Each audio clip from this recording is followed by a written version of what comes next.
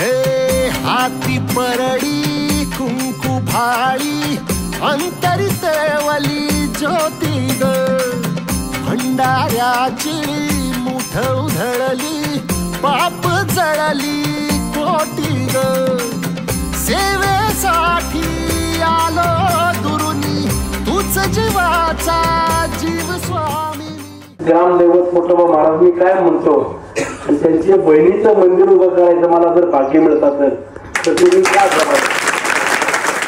होऊ दे मंगल आई ग हाती परडी कुंकू भाळी अंतरितेवली ज्योती।